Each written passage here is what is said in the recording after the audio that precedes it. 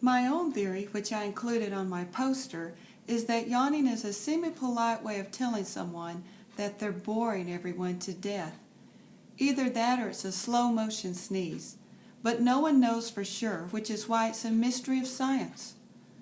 The day Sal got punched, the boys by the garage were hanging out as usual. The day before, there had been a fight, with one of them slamming another one up against a parked car and hitting him. The kid getting hit had both his hands up like he was saying, "Enough!" But every time he tried to get off the hood of that car, the other kid pushed him down and hit him again. The other boys were all jumping around and yelling, and Sal and I had crossed to the other side of the street so that we wouldn't accidentally get slammed by somebody. On the day Sal got punched, the boys were being regular, so we stayed on our usual side. But just as we started past the garage, someone moved away from the group. He took a big step towards me and Sal and blocked our way so that we had to stop. I looked up and saw a not too biggish kid in a green army coat. He made a fist that came up like a wave and hit Sal right in the stomach, hard. Sal doubled over and gurgled like he was going to throw up. And then the kid whacked him across the face. "Sal," I yelled. I glanced over at Bell's Market on Amsterdam, but no one was out front. Sal was bent over and frozen. The kid just stood there for a few seconds with his head tilted to one side. It seemed crazy, but it actually looked like he was reading my Mysteries of Science poster.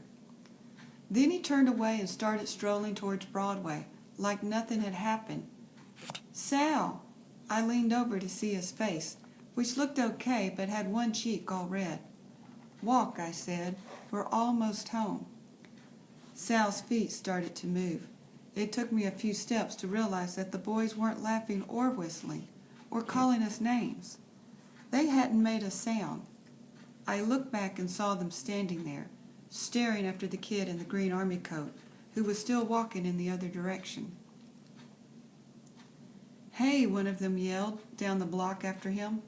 "What the heck was that?" But the kid didn't look back.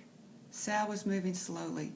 He squeezed the arms of the blue satin Yankees jacket Louisa got for his birthday, and tears were dropping down his face, and I almost cried but didn't. It was my job to get him home, and we still had to get by the Laughing Man. He was on our corner, marching around in a circle and doing some salutes. Sal was crying harder and walking in a hunch. Some blood had started dripping out of his nose, and he wiped it with the blue and white striped cuff of his jacket. He gagged a lot. It sounded like he might really throw up. When he saw us, the Laughing Man dropped his arms to his sides and stood up straight. He reminded me of the big wooden nutcracker Louisa puts up on her kitchen table at Christmas time. "Smart kid," he said. He took a step towards us, and it was enough to make Sal take off running for home. I ran after him, trying to hold on to my poster and get my keys out of my jeans. When I had gotten us into the lobby, Sal went straight to his apartment and closed the door on me. I knocked for a while, but Louisa wasn't home from work yet, and he wouldn't let me in. If I'm not wrong, this is the beginning of the story you wanted me to tell. And I didn't know it yet, but it was also the end of my friendship with Sal. Mom's rules for life in New York City. 1. Always have your key out before you reach the front door. 2. If a stranger is hanging out in front of the building, don't ever go in. Just keep walking around the block until he's gone. 3. Look ahead. If someone's acting strange down the block, looking drunk or dangerous, cross to the other side of the street. But don't be obvious about it. Make it look like you were planning to cross the street all alone. 4. Never show your money on the street. I have my own trick. If I'm afraid of someone on the street, I'll turn to him, it's always a boy, and say, "Excuse me, do you happen to know what time it is?" This is my way of saying to the person, "I see you as a friend, and there is no need to hurt me or take my stuff. Also, I don't even have a watch, and I'm probably not worth mugging." So far it's worked like gangbusters, as Richard would say, and I've discovered that most people I'm afraid of are actually very friendly. Things you wish for. Miranda, Mom calls from the kitchen. We need you to keep time. This egg timer ticking is driving me crazy. So I watch the second hand of the kitchen clock while Richard feeds Mom's clues. Then Mom gives clues while Richard guesses. Can I play? I ask after about 5 rounds. Sure. Richard, you keep time for a while. Mom stretches and peels off her purple sweatshirt. As it goes over her head, her hair falls free of the collar and bounces down around her shoulders. As usual, this makes me curse my non-existent dad, who must be to blame for my hair, which is straight, brown, and just kind of there. I blame this stupid flat brown hair on my father, but otherwise, I don't hold any grudges against him. In my book, Meg is just looking for her father. When she finally gets to Kamazota, which is a planet somewhere near the Big Dipper, where he's being held prisoner, this evil man with red eyes asks her why she wants him, and she says, "Didn't you ever have a father yourself? You don't want him for a reason. You want him because he's your father." So I figure it's because I never had a father, that's why I don't want one now. A person can't miss something she never had. Richard is looking at the kitchen clock, waiting for the second hand to get to the 12. Okay, get ready, go. I look down at the first card. This is something you spread on toast, I say. Butter, Mom yells. Next card. You drink a milkshake with this. You suck it through a straw, Mom yells. Next. It's leather and it holds your pants up. A belt. It's sweet. You drink it in winter after you go sledding. Hot chocolate. It's good to play, to think of nothing but the next word and have Mom think of nothing but the next words out of my mouth. We fly through the pack of 7 words. You're good at this, Mom says when we finish with 5 seconds to spare. I'm smiling. I really think you're going to win, I tell her. Don't get your hopes up, she warns. This is just the speed round. The speed round is the easy part. The truth is, our hopes are already up. Our wish list is stuck to the fridge with the magnet Mom stole from work.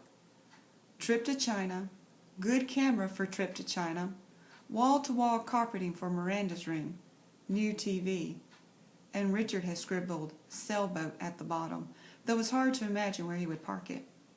That's the official list anyway. Richard and I have our own secret plan for the money, if Mom wins it.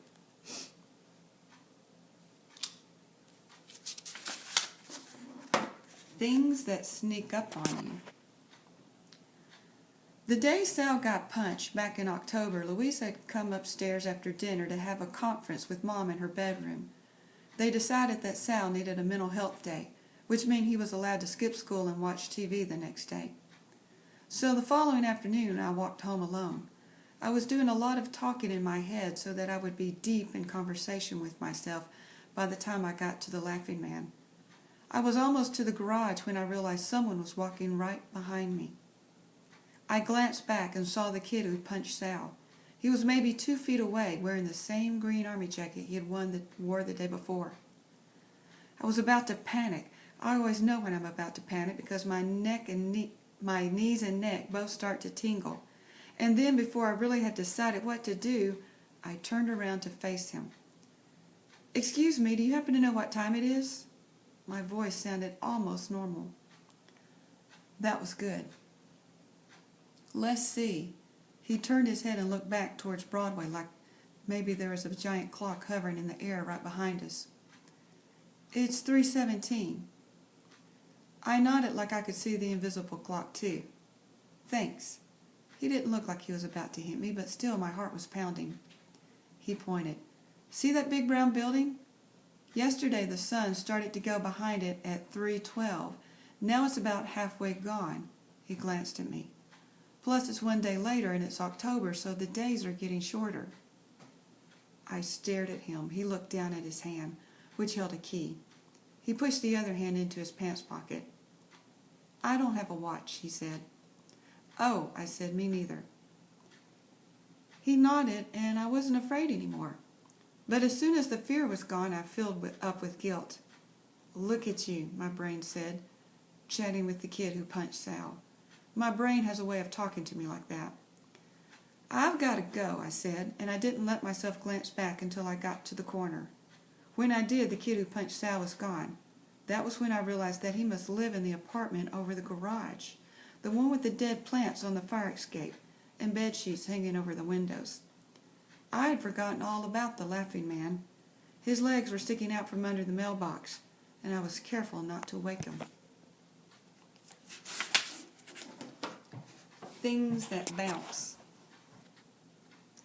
After he got punched, Sal started playing basketball in the alley behind our building. Our living room windows faced that way, and I heard him dribbling his ball back there from about 3:30 to 5 every day. There was a rusted-out metal hoop with no net that made a clanging sound whenever he hit it. Sal and Louisa's apartment is mostly the same as ours. We have the same rectangular bedrooms, the same pull-chain light in the hallway, the same weird-shaped kitchen with the same unpredictable ovens, theirs right below ours. There are differences. Their kitchen floor is yellow and orange linoleum squares instead of the white with gold flakes that we have, and Sal's bedroom is up against a different wall in the bedroom. But we have the same bathroom floor, those white hexagonal tiles. If I look at them long enough, I can see all kinds of patterns in those hexagons. Lines, arrows, even flowers. They kind of shift into those different pictures. It's the sort of thing a person would never try to explain to anyone else, but once when we were little, I told Sal about it. And then we went into his bathroom to stare at the floor together.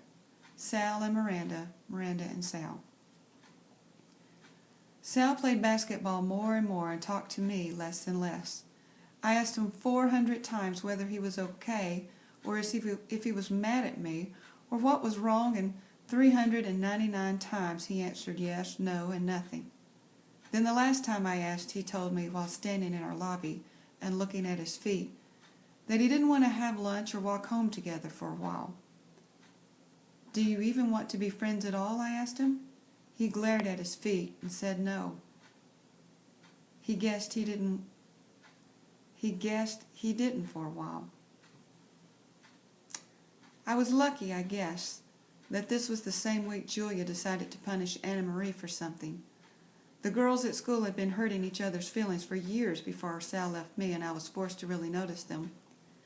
I had watched them trade best friends, start wars, cry, trade back, make treaties, squeal, and grab each other's arms in this fake, excited way, etc., etc. I had seen which ones tormented Alice Evans, who, even though we'd started 6th grade, still waited too long to pee and never wanted to say out loud that she had to go. These girls would wait until Alex was pretty far gone, jiggling one foot and then the other, and then would start asking her questions. "Alice," they'd say, "do you have today's page in math workbook yet?"